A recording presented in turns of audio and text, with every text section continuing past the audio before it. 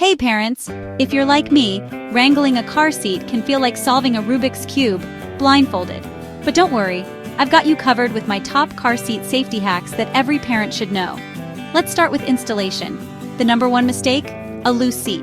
So once you buckle it in, grab the base and give it a firm shake, side to side. If it moves more than an inch, tighten it up. And remember, most car seats are safest in the back middle seat. Next up, harness height. For rear-facing seats, the straps should be at or below your child's shoulders. For forward-facing, they need to be at or above. And always do the pinch test. If you can pinch the strap, it's too loose. Now here's a hack. Keep a rolled-up towel or pool noodle handy. If the car seat tilts, tuck it under the base for extra stability. Makes a world of difference. And please, no bulky coats under those harnesses. It might seem cozy, but a tight fit keeps your little one safest. Just drape the coat over them after buckling up. Finally, double-check that your car seat hasn't expired or been recalled. I know, who knew seats had expiration dates? But safety first always. Parenting is hard enough.